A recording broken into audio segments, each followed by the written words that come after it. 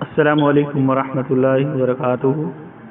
جیسا کہ ہماری کتاب چل رہی ہے قیامت کی نشانیوں کے حوالے سے شیخ اقبال کیلانی حفظہ اللہ کی، آج جو ہمارا مسئلہ ہے مسئلہ نمبر 11 سے شروع ہو رہا ہے۔ شیخ صاحب اس کے حوالے سے لکھتے ہیں، اس کا عنوان لکھتے ہیں کہ قیامت کے فتنے اس قدر شدید ہوں گے کہ لوگ دجال کی تمنا کرنے لگیں گے تاکہ جلدی جلدی قیامت قائم ہو جائے۔ اسے طبرانی نے روایت کیا ہے۔ سیدنا حذیفہ اس کے راوی ہیں، فرماتے ہیں کہ اللہ کے نبی صلی اللہ علیہ وسلم نے فرمایا، لوگوں پر ایک وقت ایسا آئے گا کہ وہ دجال کی تمنا کرنے لگیں گے۔ میں نے عرض کیا، یا رسول اللہ صلی اللہ علیہ وسلم، میرے ماں باپ آپ پر قربان ہوں، ایسا کیوں ہوگا؟ تو آپ صلی اللہ علیہ وسلم نے ارشاد فرمایا، اس فتنوں کی وجہ سے ایسا ہوگا۔ مسئلہ نمبر 12،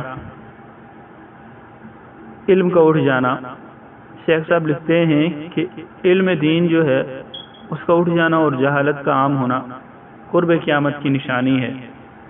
اس حوالے سے جو حدیث لائے ہیں صحیح بخاری سے ہے، سیدنا ابو موسیٰ اس کے راوی ہیں، فرماتے ہیں کہ اللہ کے نبی صلی اللہ علیہ وسلم نے فرمایا، قیامت سے پہلے ایسے دن آئیں گے کہ جن میں جہالت چھا جائے گی، جو علم ہے دین کا وہ اٹھ جائے گا اور حرج یعنی خون ریزی عام ہو جائے گی۔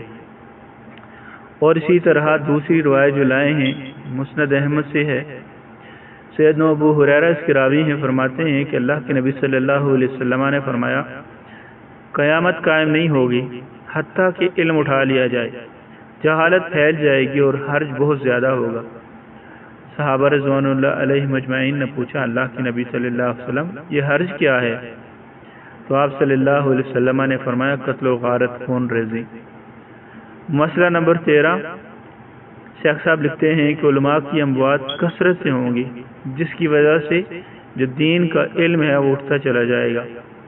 اور انشاءاللہ اس کے حوالے سے جو حدیث آ رہی ہے وہ مسئلہ نمبر 93 کے اندر وہ حدیث شیخ صاحب نے لکھی ہے۔ اسی طرح مسئلہ نمبر 14 جو ہے اس کا عنوان دیا ہے شیخ صاحب نے، والدین کی نافرمانی۔ لکھتے ہیں قیامت کے قریب اولاد اپنے والدین کی نافرمانی اور گستاخ ہو جائے گی۔ اور اس حوالے سے جو حدیث لائے ہیں ابن ماجہ سے لائے ہیں، سیدنا ابو ہریرہ اس کے راوی ہیں، فرماتے ہیں کہ ایک روز اللہ کے نبی صلی اللہ علیہ وسلم صحابہ کے ساتھ تشریف فرما تھے۔ ایک آدمی حاضر ہوا اور پوچھنے لگا، یا رسول اللہ قیامت کب آئے گی؟ تو آپ صلی اللہ علیہ وسلم نے فرمایا، قیامت کے بارے میں جس سے پوچھا جا رہا ہے جو پوچھنے والے سے زیادہ نہیں جانتا ہے، یعنی تمہاری طرح مجھے بھی اس کا علم نہیں ہے، لیکن میں تمہیں اس کی بعض نشانیاں بتا دیتا ہوں۔ جب عورت اپنا مالک یعنی نافرمان اولاد جنے تو یہ قیامت کی نشانیوں میں سے ہے۔ جب ننگے پاؤں ننگے بدن والے لوگوں کو سردار بنے تو یہ قیامت کی نشانیوں میں سے ہے۔ اور جب بکریوں کے چرواہے بلند و بالا عمارتیں تعمیر کریں تو یہ قیامت کی نشانیوں میں سے ہے۔ قیامت کا وقت ان 5 چیزوں میں سے ہے جن کا علم اللہ کے سوا کسی کو نہیں ہے۔ اس کے بعد شیخ صاحب مسئلہ نمبر 15 میں فرماتے ہیں، علم کا ناقید ہو جانا۔ لکھتے ہیں قیامت کے قریب قرآن و حدیث پڑھے اور پڑھائے جائیں گے لیکن ان پر عمل نہیں کیا جائے گا۔ اس حوالے سے وہ ابن ماجہ کی روایت لائے ہیں اور فرماتے ہیں، سیدنا زیاد بن لبید اس کے راوی ہیں، فرماتے ہیں کہ اللہ کے نبی صلی اللہ علیہ وسلم نے فرمایا کہ اللہ کے نبی صلی اللہ علیہ وسلم کے سامنے کسی بات کا ذکر ہوا تو آپ صلی اللہ علیہ وسلم نے ارشاد فرمایا، یہ اس وقت ہوگا جب علم اٹھ جائے گا۔ تو میں نے عرض کیا، یا رسول اللہ صلی اللہ علیہ وسلم علم کیسے اٹھ جائے گا؟ جبکہ ہم قرآن پاک پڑھتے ہیں، اپنی اولاد کو قرآن پاک پڑھاتے ہیں اور وہ آگے اپنی اولاد کو قرآن پاک پڑھائیں گے اور یہ سلسلہ قیامت تک چلتا رہے گا۔ آپ صلی اللہ علیہ وسلم نے فرمایا، زیاد تجھے تیری ماں گم پائے، میں تو تمہیں مدینہ کے سمجھدار لوگوں میں شمار کرتا تھا۔ کیا یہ حقیقت نہیں ہے کہ یہود و نصارہ بھی تورات اور انجیل کو پڑھتے ہیں لیکن اس میں جو کچھ ہے اس پر عمل نہیں کرتے ہیں، یعنی عمل ناپید ہو جائے گا اور لوگ قرآن سنت سے دور ہو جائیں گے۔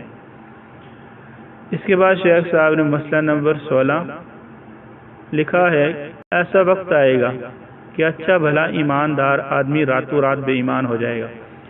اور اسی طرح 17 نمبر مسئلہ کے اندر لکھتے ہیں، ایمانداری اس طرح ختم ہو جائے گی کہ ایمانداری کی مثال دینے کے لیے صرف ایک آدمی زندہ رہے گا۔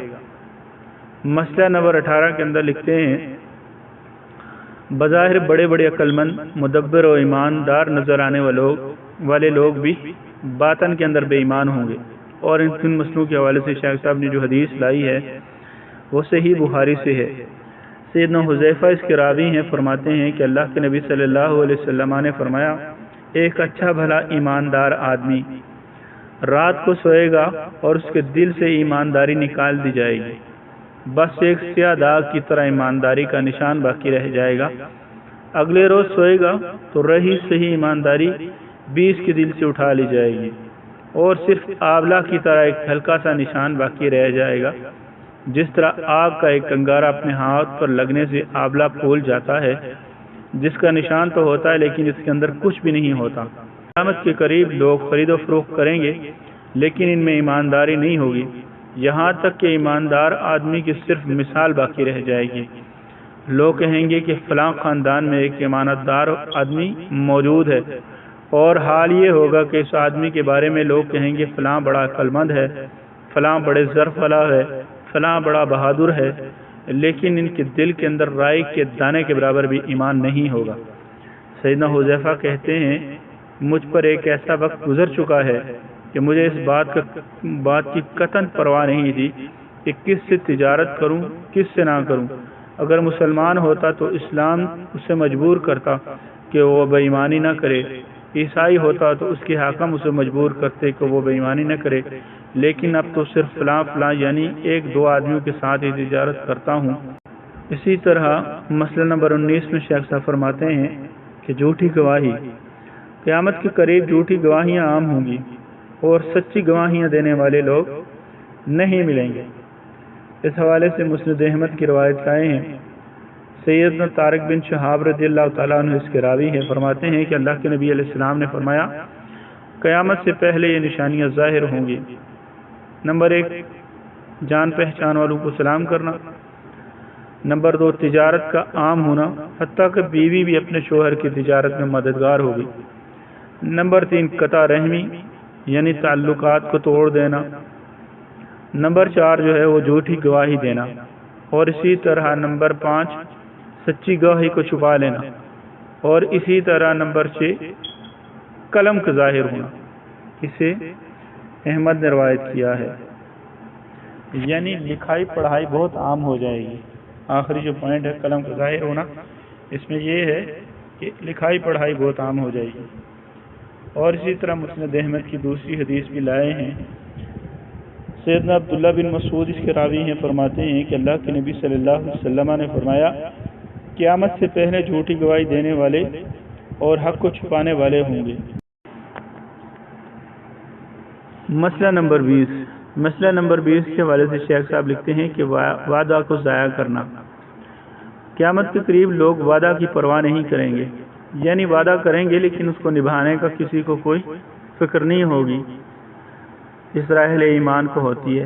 ابن ماجہ سے روایت لائے ہیں، سیدنا عبداللہ بن عمرو رضی اللہ تعالیٰ عنہ کے راوی ہیں، اور فرماتے ہیں کہ اللہ کے نبی صلی اللہ علیہ وسلم نے فرمایا تمہارا کیا حال ہوگا جب ایسا وقت آئے گا کہ نیک لوگ برے لوگوں سے الگ کر دیے جائیں گے اور صرف برے ہی باقی رہ جائیں گے، وعدہ اور امانت خلط ملط ہو جائے گی، یعنی ان کی پرواہ نہیں کی جائے گی، لوگ بالکل بگڑ جائیں گے، اچھے اور برے لوگ آپس میں یوں گھل مل جائیں گے کہ آپ نے ایک ہاتھ کی انگلیاں دوسرے ہاتھ کی انگلیوں میں ڈال کر دکھائیں۔ صحابہ رضوان اللہ علیہم اجمعین نے عرض کیا اگر ایسا وقت ہم پر آ جائے تو ہم کیا کریں؟ تو آپ صلی اللہ علیہ وسلم نے فرمایا جسے نیکی سمجھو اس پر عمل کرنا، جسے برا سمجھو اسے چھوڑ دینا، اور اس وقت اپنے قابل اعتماد لوگوں کے پاس چلے جانا اور دوسروں کو ان کے حال پر چھوڑ دینا۔